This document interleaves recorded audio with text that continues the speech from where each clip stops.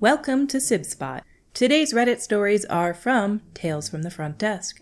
Story 1 today is by Cane Hill Punks. I don't have ID! Sometimes I think people leave their brain behind when they travel. To set the scene, it's a rather quiet night, 2 check-ins left to go. I'm recovering from a nasty bout of the flu and then it comes time to help with a check-in. Now, I'm pretty sure at this point everyone knows you need ID and a credit card to check into a hotel, right? Of course we can accept other forms of ID with your picture and name, common sense, or at least I thought so. Welcome to Blank Hotel. To check in, I need to see your ID and the credit card we have on file. I don't have ID. Our guest answered with a very thick German accent, sounding like I had just asked him for the passcode of his banking details. Well, sir, in order to check you in, I do need ID and a credit card for tax and incidentals. I don't have ID. I am not from this country. I just got off my flight. I want to go to my room. I swear I could feel my eye twitching at this point. Well, sir, in order to finish checking you in, I need some form of picture identification. Do you have your passport? Yes. Here. He shoves it at me. I get him checked in and hand him his keys. Thank him for choosing our hotel and all that good stuff. You did not have to make that so difficult. He huffs and I start wondering if I'm recovered enough yet to hit someone with a vacuum cleaner, but then remembered all those TikTok videos showing off prison food hacks and I told him to have a nice night. Yeah, when working in customer service, you might get the urge to yeet something at somebody, but you never should, because yes, you can be arrested for assault if you do that, and you're better off just letting the jerk go. Our next story is by Calapuno, 1981. I'm a journalist and I will let everyone know of your establishment. Guest booked with our favorite third party in January, non-refundable rate, no date changes. I get a notification on the OTA portal about the request to change the date from May to December.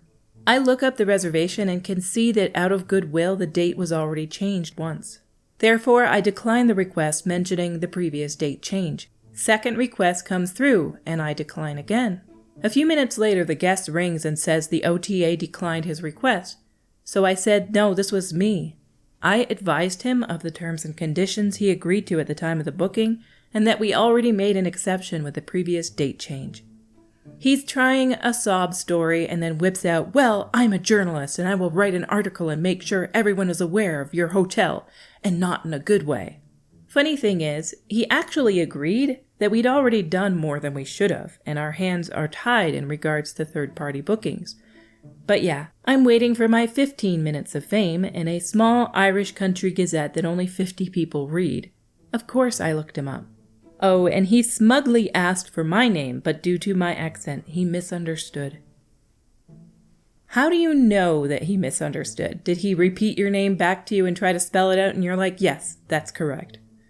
Now, if the hotel had actually done something wrong in this case, you should be giving your full name. You don't want your company to get seen as somebody who hires liars. Down in the comments by Fire Rescue 3. I'm also a journalist. Our bosses don't allow personal hit pieces. No reputable media outlet would. I do a vacation destination series. You will never know who I am when I'm your guest. That's the point of real reporters who do real articles for real publications. We don't want your discounts, your special attention, or any other thing the guest would not get routinely. My goal is to try to tell the readers the truth about what they will experience. I can't be truthful or trustworthy if I get special treatment or privileges. Our next story today is by Toman, 32,526. Guest tells me he's going to call the owner, and he does. I worked security at a hotel named after a now passed away country singer. This particular hotel had a bar that was open to the public set off to the side.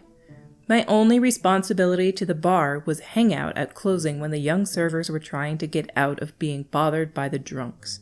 So this very intoxicated man comes up and gets me, tells me his Jeep is stuck in the sand and he can't leave. This was on the beach with a sand parking area.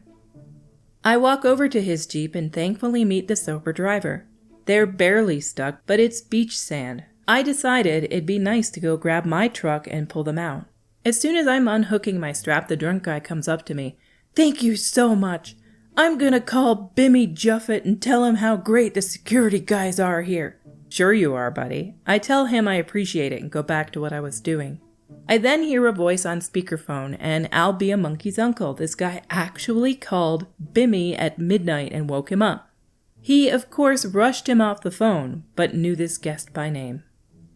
No one at the hotel believed me that this happened until management got an email from Bimmy's assistant complimenting the security staff and the handling of his friend.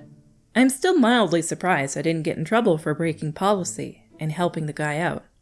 What is the hotel's policy? Just leave them in the sand? Your parking lot has a malfunction. You should be required to get them out.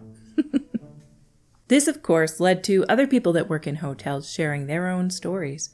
Down in the comments by Sean Blader. I had a guest with a flat tire in the pouring rain. I just happened to have my inflator with me that day and got his tire pressure set and directions to the nearest tire place. Never heard about it again. No positive review, no mention of next level service, nothing. Not even a few coins for helping out, getting soaked in the rain, standing in a mud puddle while getting his tire inflated. Under that by Gloomy Deal 1909. Funny, I got a $40 tip once because I brought an umbrella to a guest car so she wouldn't get wet going into the building. I have unloaded a lady's car that had maybe 60 number worth of medical supplies. Had to be done weekly, never even got a candy bar from her. I helped a person down the stairs during a power failure who was in a wheelchair. Well, 2 of us did. We carried him down 10 stories. Was yelled at because we took too long. I swear the people I have tried hardest for have given me a big FU. The people I have tried the least for have given me praise and sometimes tips. I don't have a whole lot to say today, so our stories for today have come to a close. Until we meet again, have the most wonderful day.